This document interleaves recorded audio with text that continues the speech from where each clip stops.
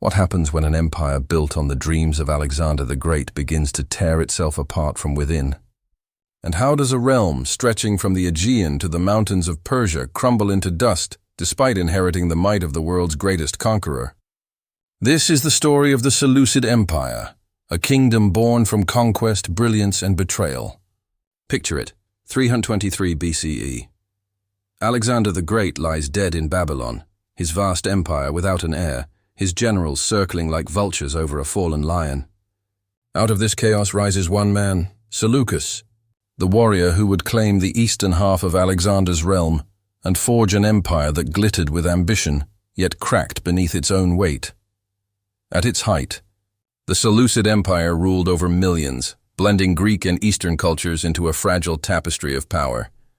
But ambition breeds enemies, and the very legacy of Alexander that gave it life would also sow its destruction. Stay with me, because what you're about to hear isn't just ancient history.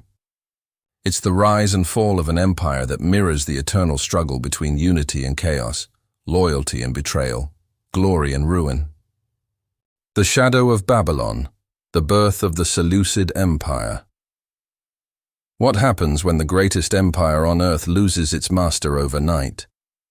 And what if the men who once swore loyalty to that master turn against one another, each convinced that he alone deserves the throne? The world in 323 BCE trembled under the weight of that question. Alexander the Great, the conqueror who had united East and West, was dead in Babylon, his body still warm, his dream of one world already fracturing. Around his golden bier stood his generals, men hardened by a decade of war, eyes glinting not with grief but with calculation. Among them, half hidden in the flickering torchlight, was a quiet Macedonian officer named Seleucus. He was not as famous as Ptolemy or Antigonus, not as flamboyant as the silver-tongued Demetrius. But in that silence, Seleucus watched, learned, and waited. He understood something the others didn't, that empires are not won by the first to strike, but by the last to endure. When the chaos of succession began, the wars of the Diadochi, Seleucus found himself governor of Babylon, a post that was less a reward and more a gamble. Babylon, the ancient city of gods and kings, stood at the crossroads of empires. Whoever held it could reach west to the Mediterranean or east to the riches of Persia and India. But holding Babylon was like holding fire in your hands, brilliant, dangerous, and destined to burn. Seleucus's rule began in uncertainty. The other successors eyed him with suspicion, especially Antigonus, the one-eyed veteran who dreamed of uniting Alexander's empire under his own banner. When Antigonus marched east, Seleucus was forced to flee Babylon. Many expected he would vanish into the dust of history like countless forgotten generals. But Seleucus was made of the same iron that had carried Alexander through deserts and storms. He sought refuge with Ptolemy in Egypt, swallowing pride for survival. There he waited, years of silence, planning, and patience, as the great successors tore each other apart. Then came 312 BCE, a year that would echo through history. With Ptolemy's backing, Seleucus returned to Babylon, leading a small but disciplined army. What followed was not just a victory, it was a resurrection. The city opened its gates to him, weary of constant invasions. The priests read omens in the stars and declared that Seleucus was chosen by the gods to restore order to the east. And so the Seleucid era began, not merely a new reign, a new calendar. For the next 2.5 centuries, time itself would be measured by his return. But Babylon was not enough. Seleucus was not content to be a governor. He would be a king. From the banks of the Tigris, his legions pushed eastward, reclaiming lands once held by Alexander, Media, Persia, and beyond. When his banners reached as far as the Indus, he met the new ruler of India, Chandragupta Maurya, founder of the Mauryan Empire. Rather than wage another endless war, Seleucus did something few conquerors would dare. He made peace. He traded territories for 500 war elephants and an alliance that would change the balance of power in the ancient world. Those elephants, towering beasts from the jungles of India, would one day decide the outcome of an empire's fate. In his growing dominion, Seleucus built not just fortresses but cities, living symbols of his ambition. Seleucia on the Tigris became his masterpiece, a gleaming capital meant to rival Babylon itself. There were broad avenues, Greek temples beside Mesopotamian ziggurats, markets alive with Persian spices and Greek olive oil. Here, the world of Alexander's dream flickered back to life. Greeks and Asians, soldiers and scholars, worshippers of Zeus and Ahura Mazda, all walking the same streets. He named cities after his loved ones, Antioch after his father, Apamea after his Persian wife, Laodicea after his mother. It was more than sentiment, it was legacy. Seleucus wasn't just ruling, he was building a civilization, yet even the grandest vision casts a shadow. The more the empire expanded, the more fragile it became. His officers, Macedonians through and through, grumbled that their king had grown too Persian in manner. The eastern provinces, proud of their own heritage, whispered that he was still a foreign conqueror. The unity that Alexander had forged through awe was now a balancing act of diplomacy and fear. Seleucus tried to bridge two worlds, and in doing so, risked belonging to neither. The test came in 301 BCE at the Battle of Ipsus. On one side stood Antigonus and his son Demetrius, desperate to reclaim Alexander's legacy. On the other, Seleucus, Lysimachus, and Ptolemy, uneasy allies bound by ambition. The battlefield was a cauldron of dust, screams, and thunder. Seleucus unleashed his secret weapon, the Indian elephants. Hundreds of them, armored and terrifying, thundered across the plains, breaking Antigonus's lines. Arrows rained, shields splintered, and the one-eyed titan of Asia fell beneath a storm of javelins. When the dust settled, Seleucus stood among the victors, master of nearly all that Alexander had once conquered. But victory carries its own curse. The empire that stretched from the Aegean to the Indus was too vast for any man to control. Seleucus ruled as Basileus, king of kings, and for a time it seemed as though he had achieved the impossible: stability. Yet even as he basked in triumph, shadows crept closer. His allies turned rivals. Old friendships withered into suspicion. In Egypt, Ptolemy watched warily. In Thrace, Lysimachus sharpened his ambitions. And within Seleucus's own family, his son Antiochus began to bear the weight of expectations no heir could fully shoulder. As age bent his back but not his will, Seleucus dreamed of one final conquest: to return to Macedonia, his ancestral home, and reunite the homeland with the empire. In 281 BCE, he finally set sail, an old lion returning to the plains where Alexander was born. The men who followed him believed they were marching toward a new dawn, that Seleucus would finally wear the crown of all Greece. But destiny, as always, waited with a knife in hand. On a quiet road near Lysimachia, a man stepped from the shadows, Ptolemy Kourounos, son of the Egyptian king, a fugitive seeking refuge under Seleucus's protection. Without warning, he drew a dagger and struck. The old king fell where he stood, the steel driven deep into his heart. The conqueror who had outlived every rival died not in battle but by betrayal.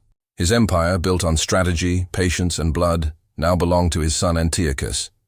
They say the earth shook the day Seleucus died, and perhaps it did. For his empire, though vast, was now a mosaic held together by fear and memory. As Antiochus stood over his father's body, one question haunted him like a ghost. Could he preserve what his father had built, or was he destined to watch it fall apart piece by piece? The torches of Babylon still burned, but their light flickered. The Seleucid Empire had been born from the dream of Alexander and the cunning of Seleucus. Now it would have to survive the test of inheritance, a far deadlier war than any fought on the battlefield. And in the distance, beyond the mountains and deserts, new powers stirred. Egypt plotted, Parthia whispered. The dream that had once united the world was beginning to fracture again. The age of Seleucus had ended, and the struggle for the soul of his empire was about to begin. Antiochus the savior, holding a crumbling crown. What happens when the son of a conqueror inherits not triumph, but chaos? And what if the empire built on ambition begins to decay from within, faster than its new ruler can mend it? The Seleucid Empire, upon the death of Seleucus, stood vast and trembling, a colossus with feet of clay. From the Aegean to the Hindu Kush, banners still bore his name, yet beneath them, loyalties shifted like desert sands. And in the middle of this storm stood Antiochus the Fern, a man born of two worlds, Greek blood and Persian heart, now burdened with the impossible, to hold together a realm that was already cracking. Antiochus was not just his father's heir. He was his experiment. Seleucus had married Apama, a noblewoman from Sogdiana, hoping that their union would fuse East and West into one soul. Antiochus embodied that vision, half Macedonian steel, half Eastern silk. But to the generals, he was neither truly Greek nor wholly Persian, a reminder of the uncomfortable union that held the empire together. They watched him with cautious eyes, measuring his every word, wondering if this quiet, thoughtful man could command the same awe his father once had. In the early days of his reign, Antiochus faced rebellion from every corner of his empire. In Asia Minor, satraps declared independence. In Syria, opportunists rose in the confusion following Seleucus's assassination. And in the east, the restless provinces of Parthia and Bactria stirred, sensing weakness. Antiochus's throne was surrounded not by courtiers, but by maps and messengers bringing news of yet another fire to extinguish. Yet he did not break. The world expected chaos. Instead, Antiochus gave them order, born not from conquest, but from endurance. He began with Babylon, the empire's heart. The priests, ever sensitive to the winds of power, were uncertain whether to honor this new king. Antiochus went to them not as a conqueror, but as a son returning home. He restored temples, offered sacrifices to Marduk and Zeus alike, and declared that both gods ruled together under heaven's will. This act of symbolic unity, blending the Greek and the Mesopotamian, soothed tensions that might have ignited civil war. The people, weary of constant bloodshed, called him Soter, meaning the savior. It was a title born of relief, not worship, but it stuck, echoing across the empire. For a time it seemed peace might last. Antiochus rebuilt cities his father had founded, strengthened borders, and reopened trade routes that stretched like veins across Asia. Caravans moved again through the deserts, bearing silk, spices, and silver. The Seleucid Empire, though wounded, still pulsed with life. But beneath the calm surface, rival powers circled like vultures. To the south, Ptolemy II of Egypt watched with envy. To the west, the new powers of Pergamon and Macedonia plotted their own expansions. Antiochus knew what his father had learned too late, that the Seleucid Empire, though mighty, was surrounded by predators. And then came the first true test of his rule, a rebellion led by his own son. Young Antiochus, known as Antiochus the Younger, had been given command in the eastern provinces, a traditional gesture of trust and preparation for the future. But distance breeds ambition. The younger prince, intoxicated by his army's devotion and whispers from local nobles, declared himself king. The empire fractured overnight, a father pitted against his own blood. The old Antiochus did not rage or panic. He gathered his forces and marched east. The roads were long, the deserts unending, but his will was iron. In every city, he offered amnesty to those who would return to loyalty, but made examples of those who resisted. When he reached the rebellious heartland, father and son met not on a battlefield of glory, but in a cold camp under a silent sky. History does not tell us the exact words exchanged that night, only that the rebellion ended without battle, and that the prince did not live to see another dawn. The story spread like wildfire, half whispered, half myth. Some said the prince was executed for treason. Others claimed he took his own life in shame. But all agreed on one thing: the old king had paid the highest price for peace. Antiochus emerged victorious yet broken. His hair had turned white, his eyes hollow. The empire called him savior, but what kind of salvation demands a father's grief? Afterward, Antiochus withdrew into his cities, devoting himself to rebuilding rather than expanding. He fortified Seleucia and Antioch, raising temples and libraries, commissioning statues that depicted him not as a conqueror, but as a peacemaker. The coins of his reign bore an image of Apollo, god of harmony, holding a bow, a silent promise that strength would serve balance, not conquest. But history is rarely kind to peacemakers. While Antiochus sought order, his rivals sought opportunity.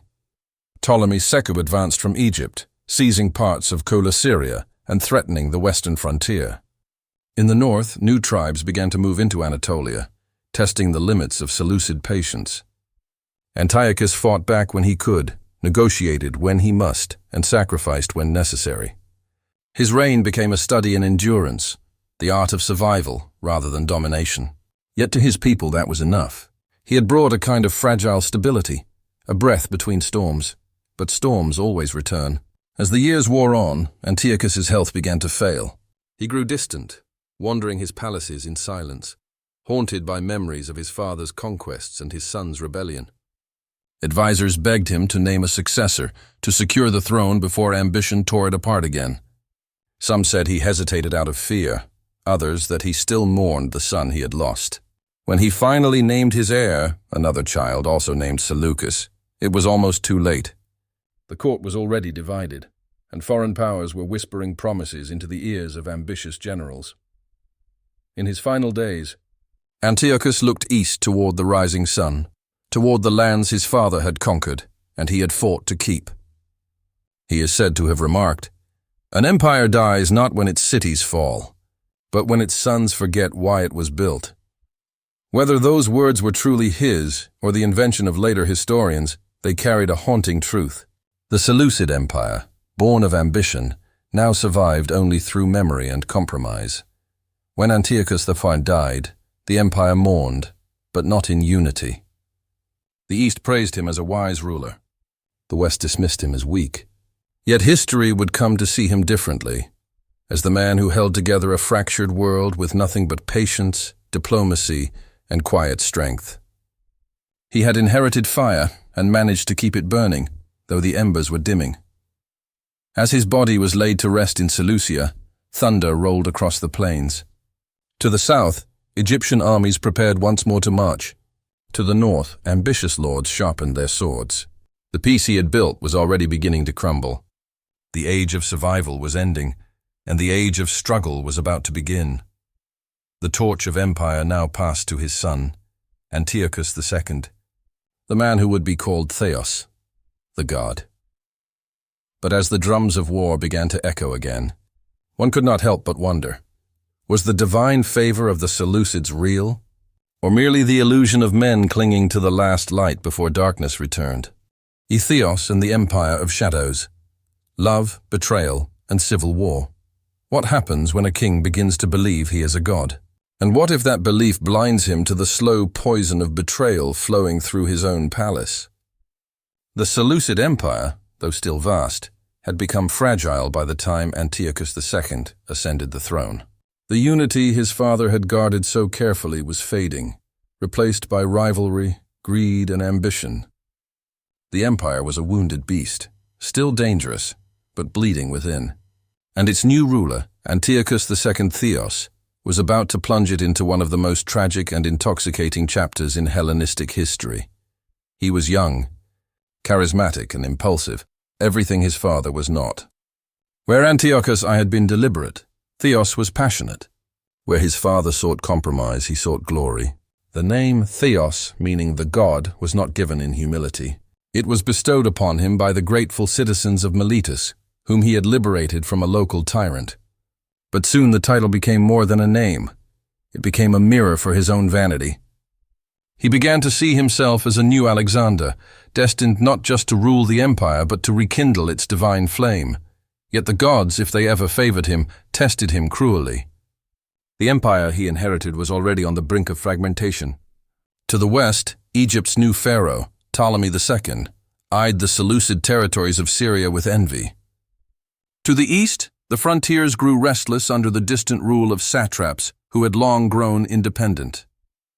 Antiochus could not fight everyone at once, so he made a decision that would change his life and the fate of his dynasty. Forever, he would marry his enemy's daughter. The proposal came through silken channels, a peace treaty between the Seleucids and the Ptolemies sealed by marriage. Antiochus was already wed to Laodice, a noblewoman of formidable intelligence and ambition. But diplomacy demanded sacrifice, and he agreed to divorce Laodice to marry Berenice, the daughter of Ptolemy II.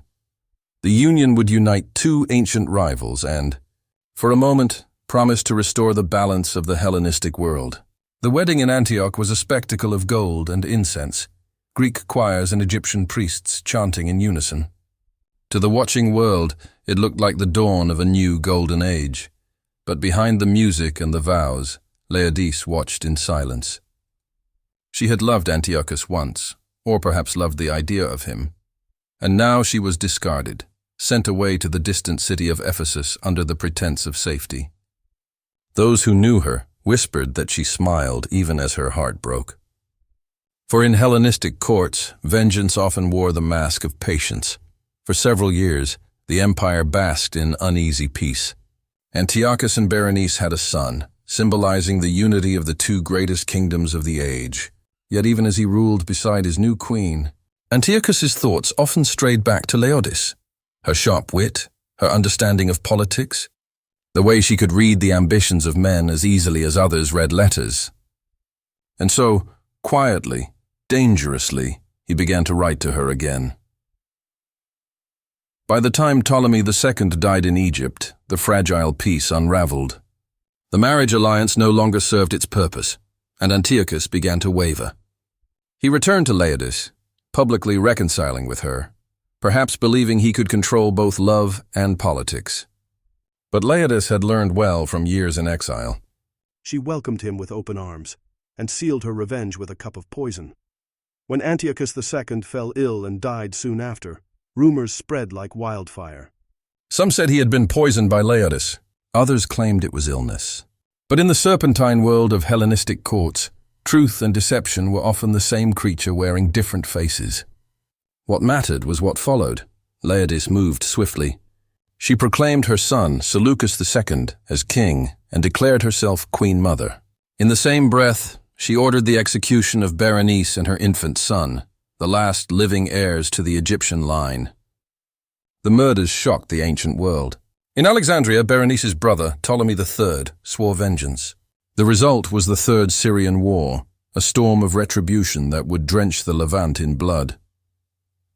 Ptolemy's armies swept through the Seleucid territories with terrifying speed, capturing city after city. Temples were looted, fortresses burned, and statues of Seleucid kings were toppled. The empire that had once stood as the heir to Alexander's dream now looked like a collapsing stage, its actors consumed by their own drama. Laodice fled east with her son, trying to rally support among loyal satraps, but even they were uncertain. Many questioned the legitimacy of a queen who had murdered a king and provoked a war that could destroy them all. For the first time in its history, the Seleucid Empire's survival hung by a thread.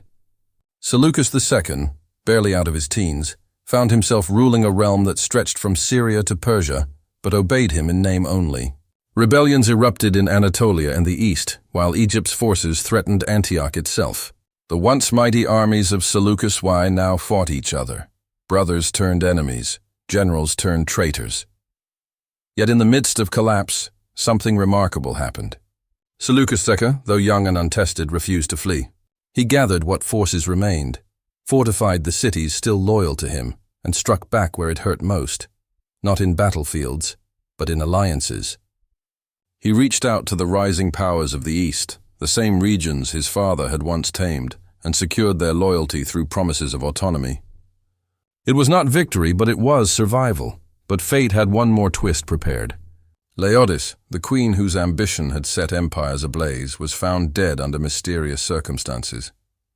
Some said her son ordered her death to free himself from her shadow. Others believed she took her own life as the walls of power closed in. Either way, the woman who had once ruled kings left behind a legacy of ashes, a symbol of the deadly cost of ambition in the house of Seleucus. By the end of the war, the Seleucid Empire was scarred but standing. Egypt had withdrawn, exhausted from its own losses. Seleucus II reigned, though his authority was fractured, his treasury empty, and his empire now split between rival branches of his own family. In the north, his brother Antiochus Hierax declared independence, plunging the realm into yet another civil war. The Seleucid realm, once the most magnificent in the ancient world, was beginning to eat itself alive. Yet even as the smoke of battle rose over Syria and the cries of rebellion echoed across Anatolia, there was still a flicker of destiny. For in every collapse, history hides the seed of rebirth, and the Seleucids were not yet done. As the young king stood before the ruins of a city once built by his grandfather, he whispered to his advisors, "Empires die not by the sword, but by forgetting who they were." His words hung in the air, a lament, a prophecy, and perhaps a challenge to time itself. The gods had turned their faces away, but the game of kings continued.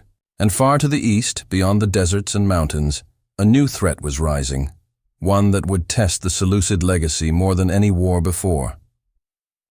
The Eastern Storm, Parthia, Bactria, and the breaking of the West.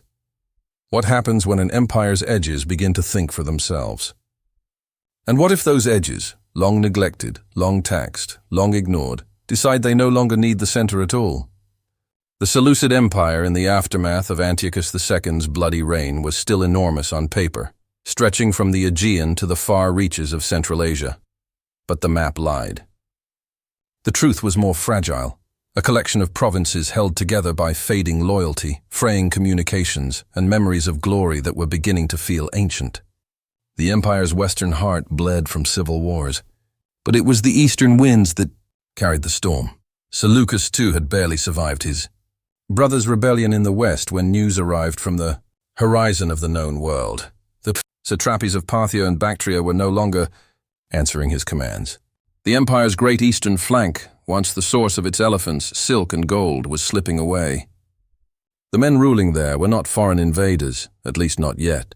They were former Seleucid governors, men who had once sworn oaths to Antiochus and Seleucus before him. But oaths, like empires, can break. In Parthia, the story began with a man named Andragoras, a Greek satrap ruling on behalf of the Seleucids.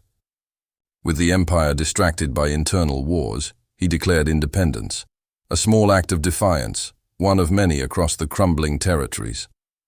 But fate has a way of turning minor rebellions into revolutions. From the steppe-lands north of Parthia came the Parni, a nomadic tribe led by Arsaces, a chieftain with the instincts of both warrior and king. To the Greeks of the empire, the Parni were little more than barbarians. Yet within a few years, Arsaces conquered Parthia itself, overthrowing Andragoras and founding a dynasty that would one day become Rome's greatest eastern rival, the Parthian Empire. At first, Seleucus II did not grasp the magnitude of what had happened. Parthia was distant, harsh, and small compared to the empire's core. But the loss was symbolic. It marked the beginning of the end of Seleucid control over the east. To the Parni, it was liberation. To the rest of Asia, it was a signal that the Seleucids were no longer invincible. Further east, another satrap watched carefully, Diadochi, governor of Bactria, that fertile land between the Hindu Kush and the Oxus River. Bactria was the jewel of the eastern provinces, a crossroads of Greek settlers, Persian nobles and Central Asian traders. Diadochi saw what Arsaces had done and decided he could do the same, but better.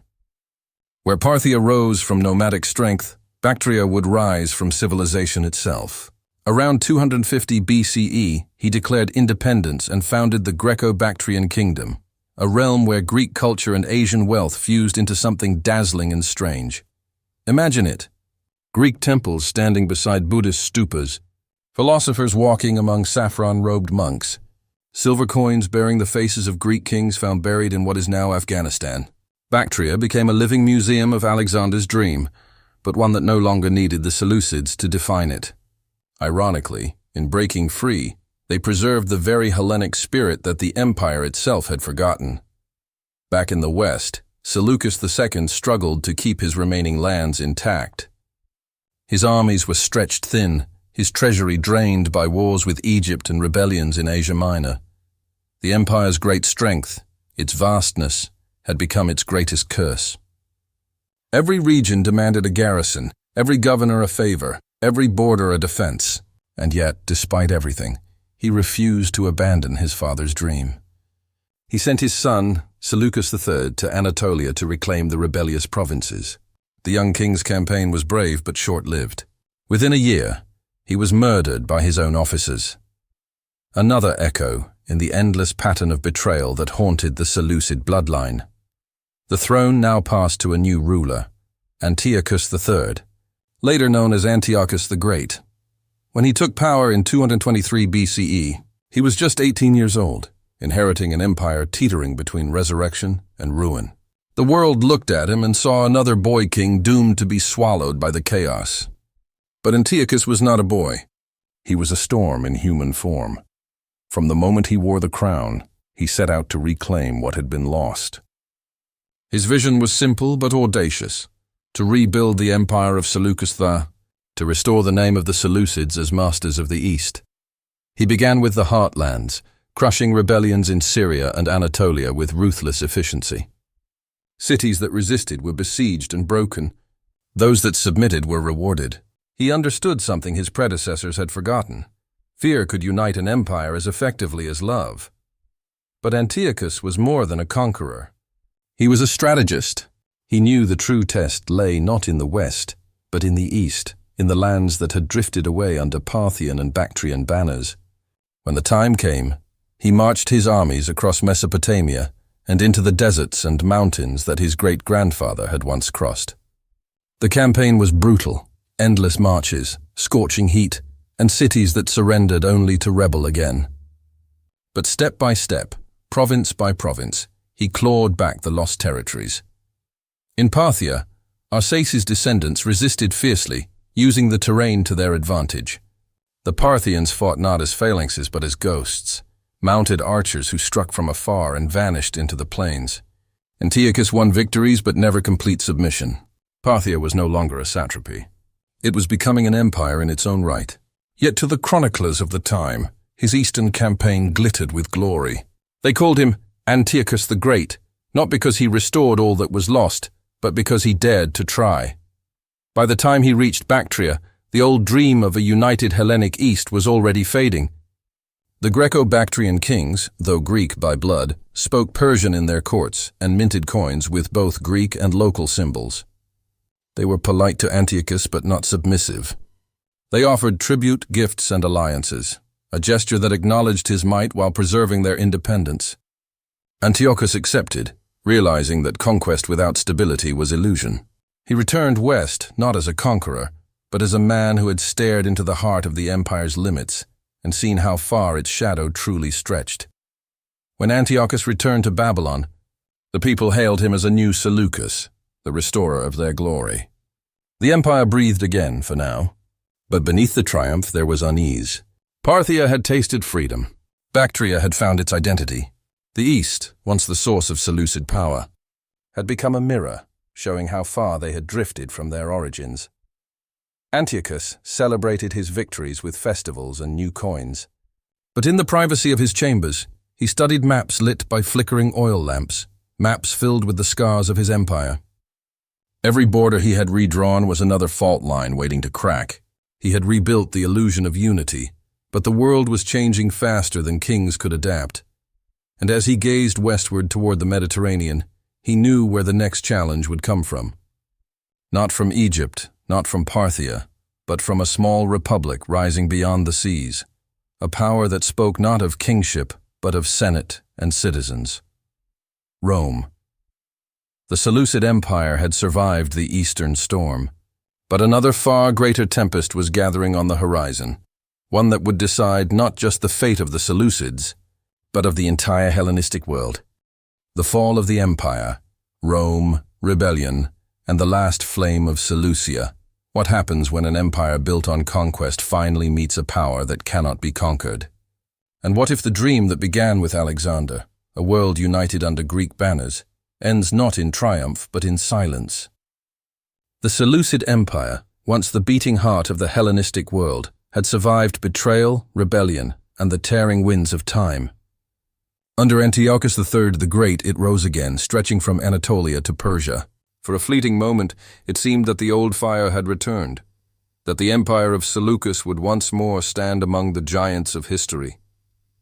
But in the west, across the blue expanse of the Mediterranean, a new power was stirring, disciplined, relentless, and utterly unlike anything the Hellenistic kings had ever faced. Rome. When Antiochus first heard of the Romans, they were still far away, busy conquering Carthage and subduing Greece. To him, they were an interesting curiosity, a republic, not a kingdom, governed by men who debated rather than ruled by divine right. He saw them as politicians playing soldiers, not realizing that the legions of Rome were the most efficient killing machine the world had ever known. But soon their paths would cross, and when they did, the destiny of the Seleucid Empire would be sealed. It began with Greece. The Greek city-states, once proud and independent, had fallen into decay after centuries of wars. When Rome arrived as a supposed liberator, Antiochus saw an opportunity. He would appear in Greece as a savior, a new Alexander reclaiming the homeland of Hellenism. He marched west with his armies, banners gleaming under the Aegean sun, and was welcomed at first as a hero. Towns cheered him, poets praised him, and temples offered sacrifices in his name. But the Romans saw through the pageantry. They did not see a liberator. They saw a threat. The confrontation came in 191 BCE at the Battle of Thermopylae, the same narrow pass where Leonidas and his Spartans had defied the Persians centuries before. But this time, history did not repeat itself as glory. It returned as tragedy. The legions, drilled and methodical, broke Antiochus's forces with terrifying precision. Shields locked, gladi flashed, and the phalanxes of the Seleucid army crumbled against the storm of Rome's discipline. Antiochus fled back across the sea, leaving behind the broken remnants of his dream. But Rome was not content with victory. The Senate demanded more than submission. It demanded humiliation. When Antiochus returned to his capital, Rome's envoys followed. They dictated peace on their terms. The Seleucids were to withdraw from Asia Minor, pay massive war reparations, and surrender their war elephants and fleet. Antiochus agreed, his pride crushed, but his survival instinct intact. Yet the price of peace was the death of glory. The empire's treasury bled dry, its armies weakened, and its prestige shattered. The once mighty King of Kings was now little more than a vassal to the Senate across the sea. And for the first time in its history, the Seleucid Empire began to look not eastward toward conquest, but inward toward decay. Antiochus spent his last years trying to rebuild, traveling east to extract tribute from the rebellious provinces that had once funded his campaigns. In one such expedition, while attempting to loot a temple in Elymais to refill his empty coffers, he was killed, struck down by his own men. The Great was dead, and with him died the empire's last real chance at revival. His son, Seleucus IV, inherited an empire in debt, its borders unstable, its people restless. His reign was marked not by conquests, but by endless payments to Rome. Gold flowed westward in caravans guarded by soldiers who once fought for glory and now served as tax collectors. The humiliation was complete. The Seleucid court grew paranoid. Assassinations and conspiracies became the new wars of the realm.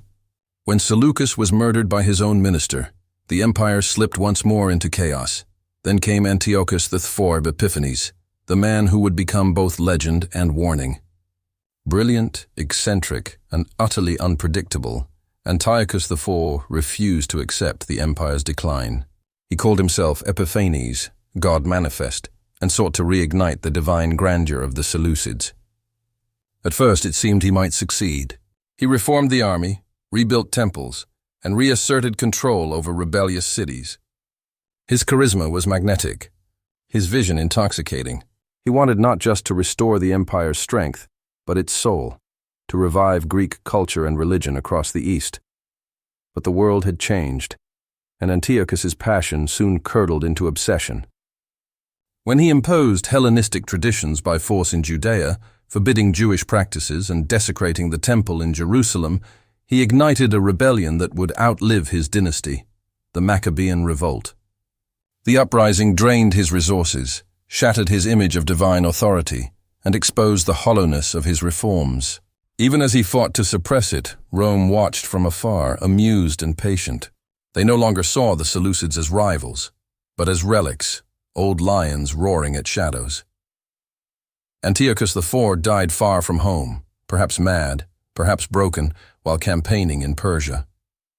His soldiers buried him hastily in the dust of the East, the same lands where Seleucus the founder had once risen to glory. When news reached Antioch, there were few tears, only exhaustion. The empire that had once rivaled Alexander's was now splintered into fragments. ruled by child kings and regents, preyed upon by Rome and Parthia alike. By the middle of the 2nd century BCE, the Seleucid Empire was a shadow. Its borders shrank year after year. The Parthians swept westward, taking Mesopotamia. The Armenians carved away the north. In Syria, generals declared independence. The empire's capital moved from city to city like a refugee seeking shelter from history itself. The once great cities, Antioch, Seleucia, Babylon, became chess pieces in the hands of foreign powers. And yet, even in decline, there was a strange, tragic beauty to it all. The Seleucids had outlasted empires that burned brighter but faster. They had carried the torch of Alexander's dream across 3 centuries, blending east and west, forging cities that still lived long after their crowns had crumbled. The idea of their empire, a world without borders of culture or faith, lingered like a ghost haunting history. The final flicker came with Antiochus III, the last Seleucid to claim the title of king. By then, Rome ruled the Mediterranean, and the Parthians dominated the east. His kingdom was a thin strip of land, a memory of an empire. When the Roman general Pompey arrived in 64 BCE, he found no resistance. The last Seleucid king was deposed, his crown taken not by battle but by decree. The Seleucid Empire was gone. And yet, the story did not end there. In every city they built, from Antioch to Iconium, in every coin they minted, in every bridge between Greek and Persian, Indian and Mesopotamian culture, the Seleucids left a legacy that refused to die. They were the fragile bridge between Alexander's dream and the empires that would follow. When night finally fell over Seleucia, the torches along the Tigris burned low. The river whispered through the ruins, carrying with it the reflections of vanished banners and forgotten kings. The empire had begun in Babylon, in the shadow of a dead conqueror. It ended in silence, but that silence was not defeat. It was the quiet of memory, of something vast that once was and will never be again. The dream of the Seleucid Empire, fragmented, glorious, doomed, did not vanish. It became history's whisper, reminding every empire that follows, greatness can be reborn from dust. But dust too remembers its kings.